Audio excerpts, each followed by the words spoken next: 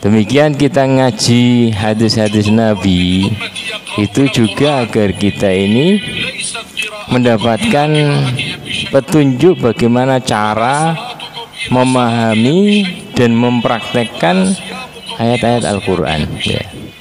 Kenapa? Karena hafal Al-Quran saja itu tidak cukup untuk menjadikan seseorang itu selamat.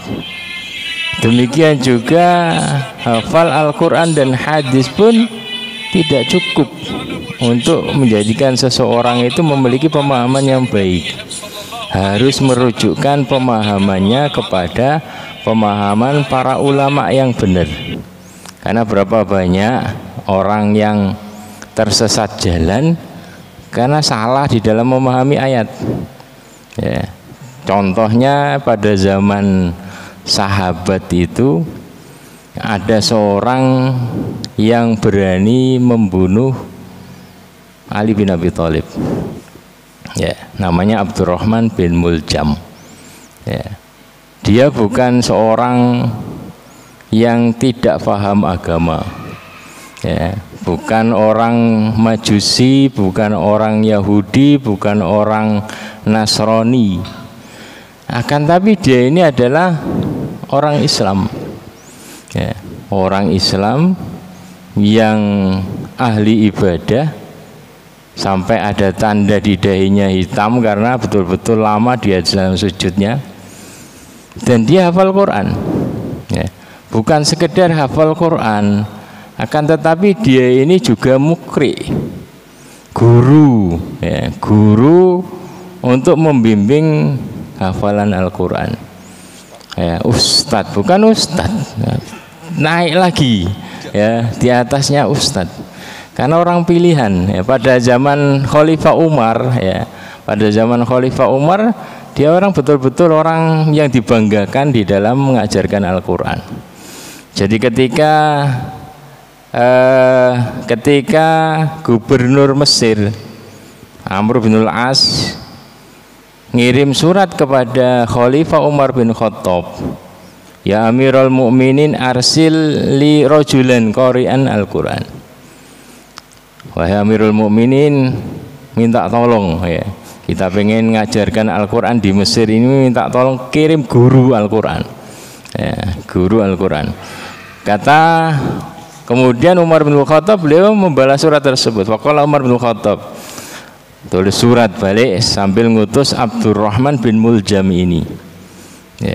Arsaltu ilaika rajulan huwa Abdurrahman bin Muljam, yang mana kemudian hari dia membunuh Ali bin Abi Thalib ya. Aku kirim kepadamu orang terbaik dalam Al-Quran, yaitu Abdurrahman bin Muljam min ahlil Quran, athartuka bihi ala nafsi ya.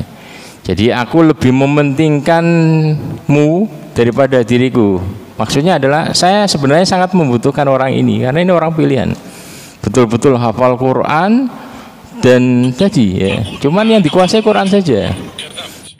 فمن صدق بهذا فقد كذب القرآن واستغنى عن الاستعانة بالله في نيل المحبوب ودفع المكروه. Yani ana uriduhu indi fil Madinah. Saya sangat membutuhkannya di Madinah. Lakin athartuka bihi ala nafsi. Tapi aku karena untuk kemaslahatan kaum muslimin agar Mesir ini terwarnai dengan Al-Quran, aku kirim Abdurrahman bin Muljam ini ke Mesir sesuai dengan permintaanmu. Fa'idha ataka faj'al lahu daron yukri'un nas fihal Qur'an wa akrimhu. Kalau dia sudah sampai di Mesir, maka buatlah rumah Al-Quran, rumah Quran, di mana dia tinggal di situ dan mengajarkan Al-Quran di situ kepada penduduk Mesir. Wa akrimhu, dan muliakan dia ya. Artinya apa? Orang pilihan ini Abdurrahman bin Muljam yang berani membunuh Ali bin Abi Thalib, ini orang pilihan pada masa Umar, dan hafal Quran.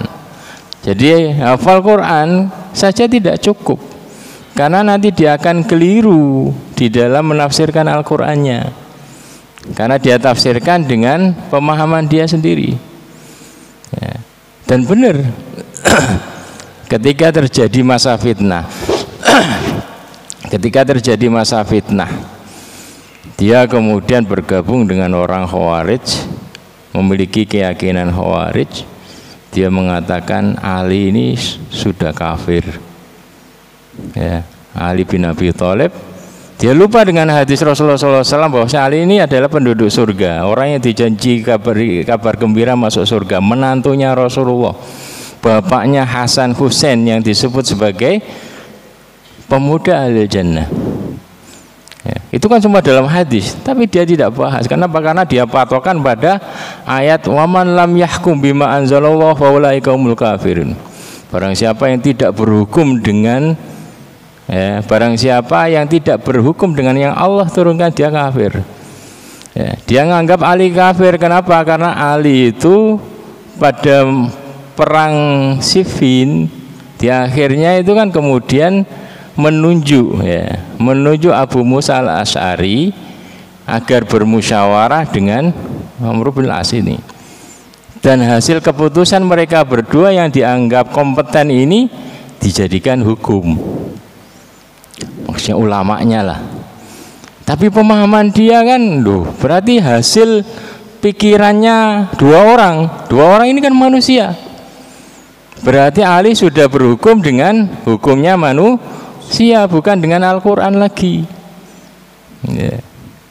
Maka dari situ kemudian dia bersama dia sama dua kawannya itu mengincar 3 orang pilihan, Ali bin Abi Thalib, Muawiyah, dan Amr bin As. Ya. Dan dia yang kebagian Ali bin Abi Thalib. Jadi dia pergi ke Kufah karena waktu itu pemerintahan sudah pindah ke Kufah. Ya. Dia cari tahu kapan Ali ini pergi ke masjid dan waktu sepi. Ya, betul. Ali perginya sebelum subuh. Ya, sebelum subuh, dan dia ini bawa pedang, menunggu Ali kemudian disabutkan pedangnya di pelipisnya, dan ketika menyabetkan itu, ya, dia katakan begini, ya, la hukma illa lillah, ya, laisa laka ya Ali wala li ashabik. Ya. Hukum itu hanya milik Allah, bukan milikmu dan bukan milik kawan-kawan kamu. Ini kan karena salah dalam memahami tadi itu. Ya.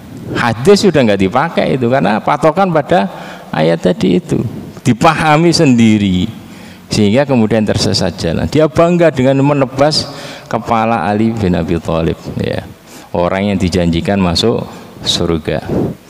Bukan hanya demikian, ya, setelah nebas itu kemudian dia ngulang-ulang ayat wa minan nas may yashri nafsahu btigha amradatillah. Di antara manusia ada orang-orang yang rela mengorbankan dirinya untuk mencari ridho Allah Subhanahu wa taala. Maksudnya dianya, karena dia tahu setelah itu dia akan dibunuh. Ya. Saya ini termasuk orang yang rela mengorbankan diri untuk tadi membunuh Ali untuk mencari ridho Allah Subhanahu wa taala. Ya. Jadi terkadang pikiran itu, ya tadi, kalau tidak dibimbing dengan wahyu itu akan ngawur dalam memahami Al-Quran. Jadi hafal Quran saja itu tidak cukup untuk bisa selamat. Perlu petunjuk hadis Nabi SAW, bagaimana kejadian seperti ini, bagaimana begini, bagaimana begini. Demikian juga perlu petunjuk para ulama. Karena apa? Karena mereka yang berpengalaman, yang bisa menimbang maslahat madharat. Jadi dia katakan, saya ini mencari ridha Allah dengan cara membunuh orang yang terbaik itu, Ali bin Abi Thalib. Ya. Dan ketika dia ditangkap dan dihukum kisos, harus mati, dibunuh ini, maka ketika ditetapkan dia harus dibunuh, dieksekusi karena sudah membunuh, maka dibunuh.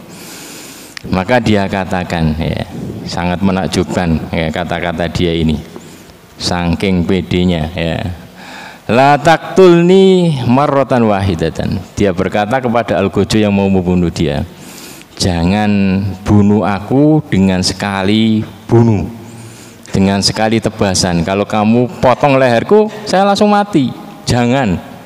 Ya. Akan tetapi qatti atrafi syai'an fa syai'an hatta ara atrafi tu'adzab fi sabilillah.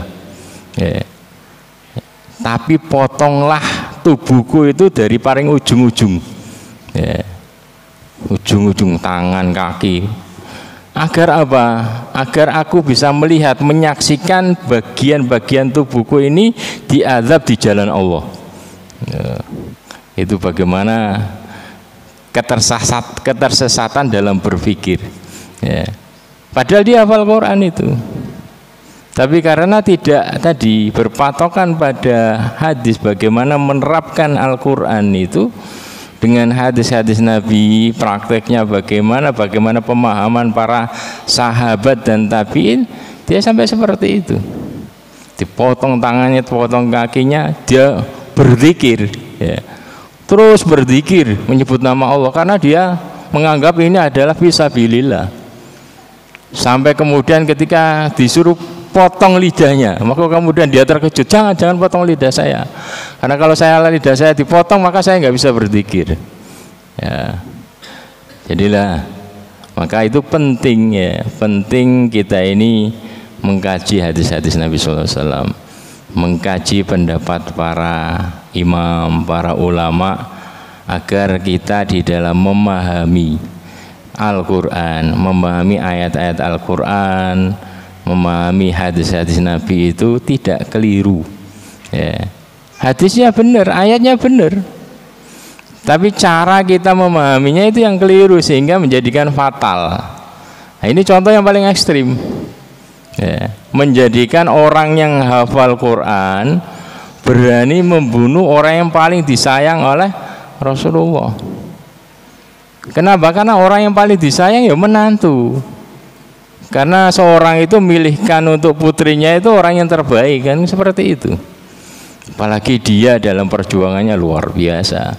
Nah, itu saja, ya, itu saja kemudian dianggap gelap semua, itu tidak dipandang sama sekali. Kenapa? Karena tadi, ya, salah di dalam memahami ayat, ya. Jadi penting kita belajar, semangat, jangan belajar sekali kemudian banyak berkoar-koarnya, jelas kelirunya itu nanti, ya. Maka perlu lama belajar, apalagi di dalam memahami hadis-hadis yang itu ketika salah memahami itu sangat berbahaya, baik membahayakan diri sendiri, membahayakan kawan-kawan, membahayakan keluarga dan lain sebagainya, ya. Jadi perlu kita mengkaji hadis Nabi, mengkaji pendapat para ulama, bagaimana mereka menjelaskan hadis-hadis tersebut.